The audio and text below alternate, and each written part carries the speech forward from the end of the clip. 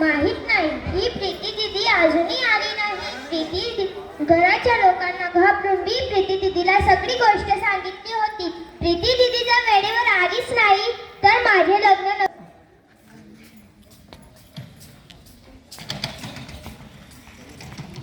बाळा, असं टोन उतरून बसू नकोस. मुलाकडचे येतच असतील. आई, तू तर समज मला, मी अजून फक्त 12 वर्षाचीच आहे. बघ, तू आता लहान राहिलीस का? तू मोठी होऊन गेलीस. मला पण तुझे बाबा ह्याच वयात घेऊन आले होते. आई, तो काळ वेगळा होता आणि हा काळ वेगळा आहे. बघ, काळ बरोबर आहे. तो काळ आणि आताचा काळ सारखाच आहे. आई, मला अजून शिकायचे आहे, काहीतरी बनायचे आहे. त्याचे काय?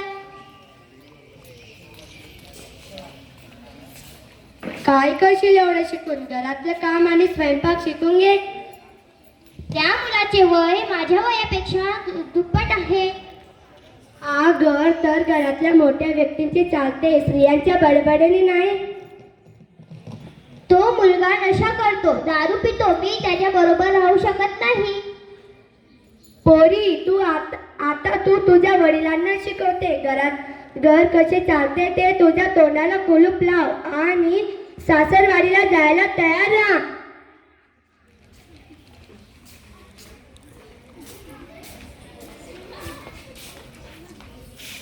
नमस्कार. नमस्कार. नमस्कार. या रामसिंग, सर्व व्यवहार पूर्ण झालेला आहे. आम्ही मुलीला घ्यायला आलो आहोत. तुझ्या मुलीला द्यायला तयार हो. आई, मला नाही जायचे सासरवाडीला. मला नको पाठवू. रामसिंग, तुझी मुलगी काय बोलतेस? तुम्ही जिद्द नका करू. मुलगी अजून लहान आहे. मी तुमच्या सोबत पाठवायला तयार आहे. थांबा. दीदी, तू घाबरू नको. तुला कोणीच घेऊन जाणार नाही. तुम्ही हे लग्न नाही करू शकत. मुलगी अजून लहान आहे. तिचे 18 वर्ष पूर्ण झाले नाही. ती फक्त 12 वर्षाची आहे. मुलगी आता तर मोठी झाली आहे ना. ती तिच्या घरी राहू शकत नाही. हे तिचे घर आहे. ती इथेच राहील. हे तिचे घर होते, आता नाही. ती तिच्या नवऱ्याच्या घरी राहील.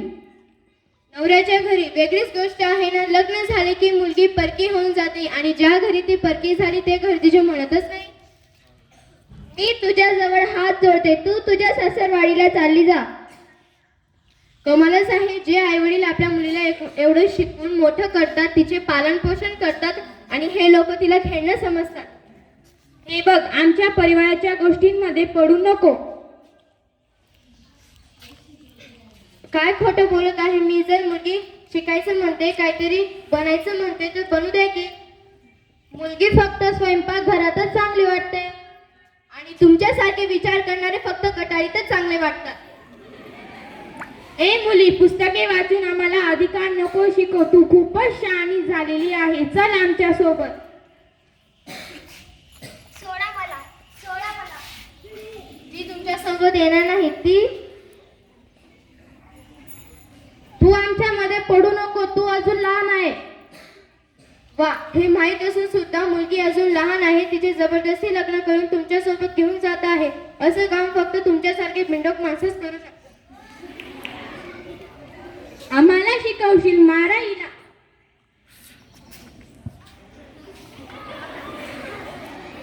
चल आमच्या सोबत. मी असताना मुलीला कोणीच घेऊन जाणार नाही. हे बघा कोर्टाचे आदेश. दाखव कोर्टाचे आदेश. बापरे, आम्ही तर घाबरलो. हे बघ, गाव आमचं आहे. इथे आम्ही जे सांगतो तेच करतो. समजलं का? हे घे तुझे कोर्टाचे.